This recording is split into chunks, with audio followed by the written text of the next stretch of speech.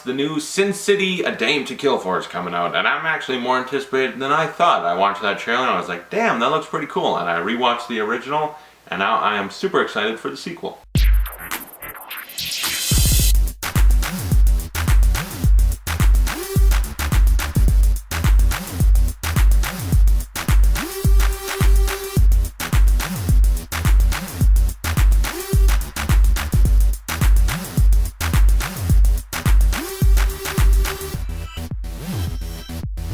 Frank Miller's Sin City. It is an adaptation of Frank Miller's Sin City graphic novels, directed by Frank Miller and Robert Rodriguez, with guest direction by Quentin Tarantino. And this is one of the most faithful adaptations to a comic you will ever see. The only one I can think of that might be more would be Watchmen, and that's because they literally take everything from the comic, put it on the movie, and try to duplicate exactly. But I feel like this one's a little bit superior in the way that this one makes it even feel like a comic book, because this movie exists in a green screen environment that helps immerse you into this comic book world. Most of the movie's kind of in this black and white where some colors will come out at moments. You'll see a woman and her dress is all red, and then you see like her eyes light up for a second as green, or this character Goldie, her hair is gold and everything else is just black and white. You'll see Clive Owen, he's got his red Converse shoes on and those are red. There are sparse colors in this movie, it's all black and white to help exist in that comic book world. There's parts where it literally just becomes like a splash page of just silhouettes in a comic style, where it's just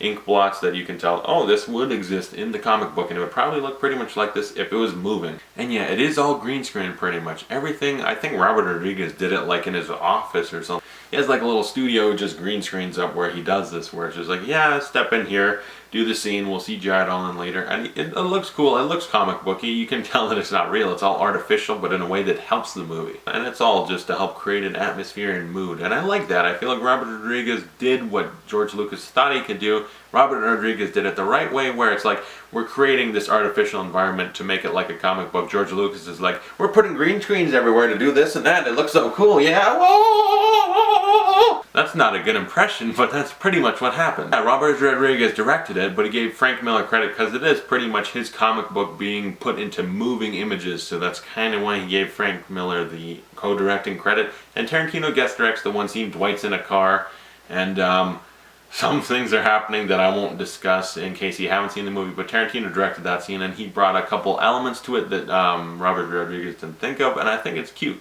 Specifically a way somebody else talks in that car. The movie has a large cast that includes Bruce Willis, Benicio del Toro, Rosario, Dawson, Jessica Alba, Clive Owen, Brittany Murphy, Michael Clark Duncan, Josh Hartnett, Mickey Rourke, Elijah Wood, and a lot more. This cast is just stuffed with good actors.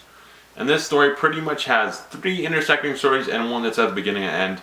The big 3 are the hard goodbye, the big fat kill, and that yellow bastard. And then the little one that shows what the beginning and end is, the customer's always right. It's not like Pulp Fiction where these stories intersect and directly involve one another and affect one another. It's kind of like, okay, you're in the Clive Owen story and you'll see, oh look, there's Marv over in the background, and he talks about him for a second. Bruce Willis's story also involves Jessica Alba, and Nick Stahl has to do with him being a good cop who's just kind of over the hill, and what he'll sacrifice to make sure that justice is served, and how much he will sacrifice, and to what extent he'll go to protect Jessica Alba's character, even when she's a little 8-year-old girl to when she's a grown woman. Clive Owen's story also involves Brittany Murphy, Benicio del Toro, Rosario, Dawson, Michael Clark Duncan, where he's with Brittany Murphy, and Benicio del Toro is an abusive asshole that Clive Owen has to follow because he feels like this guy's going to do something bad and he has to be stopped, and that story goes a lot of awesome places. You also get Josh Hartnett. His little story, The Customer's Always Right, is the beginning and end. It's kind of like a bookend. And then Mickey Rourke's The Hard Goodbye, where his character Marv,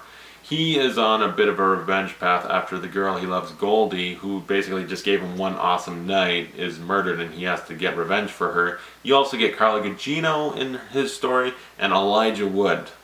Elijah Wood. That little hobbit is a badass, and a creepy one at that. Maybe I should talk about the controversial thing, and that is pretty much Frank Miller's misogynism. You can see it in all his writing. You can see it in the Sin City graphic novels, and I guess the best way to explain it is that all these women are pretty much beat up, abused, and they all dressed like whores. That's just the best way to word it, because they're all like half naked or whatever. And yeah, they're there to be kind of just sex objects. I mean, sure, Rosario Dawson and a couple other characters are literally hookers that are dressed like hookers, but they'll kick some ass while they do it, but it's still, yeah, they're hookers. And the ones that aren't, Jessica Alba's a stripper, Brittany Murphy is kind of half naked her whole part of the movie, and she's kind of strong in the way that like she might get beat up but then she'll pull a knife and like threaten them. But it is kind of like, yeah, it makes you feel a little icky with the misogynism. The women just there to kind of be sexy and beat up, and kind of the man has to solve everything, sort of, except for the hookers that solve some things, but they're still hookers. Is it a huge problem that will turn everyone away? No, I literally watched this with my sister, and she didn't mind. She was like, okay, whatever. So she wasn't offended, so I guess not everyone will hate this movie.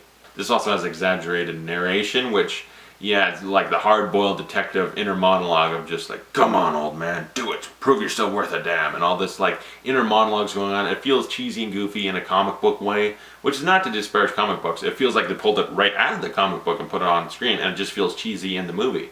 If you read it in a comic book, it'd be perfectly fine. And also the violence. The violence is very over the top. A lot of the Marv's character stuff is where it feels most over the top, where he can explode out of a door and like knock people 50 feet with a punch, and he'll jump out a window and just fall, plummet, be fine, jump into a car windshield. Like, there's over the top violence. People can take a little bit more damage than normal. People get shot about 10 times and they're fine. So yeah, stuff happens, but over top comic book adaptation, I go with it because I can tell exactly what it's going for, and it's a lot of fun if you go with it. There is no writing. It is basically the comic books put into moving images, and that's the way Robert Rodriguez put it, I think.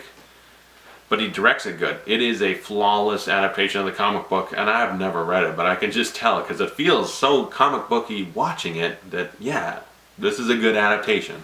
And the acting really shines. Bruce Willis, Clive, Owen, Mickey Rourke as the three sort of main people in the whole movie. They're all... Damn it, phone.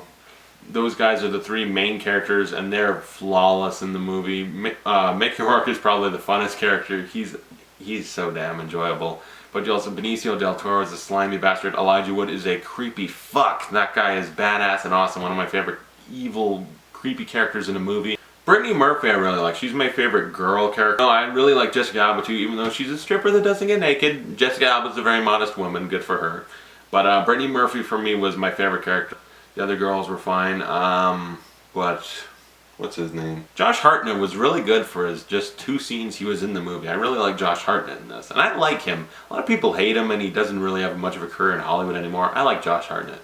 And Carla Gugino, I like her as an actress too. You don't see her in a lot of things. She had her own movie that was kind of an independent thing, Electra Lux, with Joseph Gordon-Levitt, who is in the new Sin City sequel. That was kind of a good movie. In this, she gets fully nude, and so I was like, oh, awesome. And her character is another thing where her character is almost the embodiment of this misogynism. She's fully naked, she's hot, and then she gets pretty much just shot to death and stuff by cops. It's like, oh, okay, that's what the women are here for? Yeah, I feel dirty watching this now. You. But I don't hate the movie. The misogynism bothers me. Like, it bothers me, but I go with it because I expect it, I know, and I just go, it's Frank Miller. Just try and enjoy the movie because the rest of it is a lot of fun. The over-the-top violence, narration, all that. I enjoyed it. It's a flawless comic book adaptation. I really enjoy Sin City. I would give it a B+. This movie is a really good movie, I think. It may bother you, it may tick you off. You might hate it. I don't blame you. Comment below if you've seen the movie and you hate it or love it. Tell me whatever. And also, are you anticipating the new Sin City 2? I think the fact that it's been delayed so long is a problem. You can't delay a movie that long without there being severe problems with the script and the production. So something's up. Either the movie's not good, or it's just been production to hell, and actually when we see it, because it took so long, it might actually be better for it. I don't know. I'm hoping for the best. Another fun thing when I think about it is that Johnny Depp was going to be in this movie. Johnny Depp. And then he was going to be in the sequel, but his character was kind of changed and turned into the Joseph Gordon-Levitt character. I want to see Johnny Depp in a Sin City movie. Oh, thanks for watching. I'll see you guys later.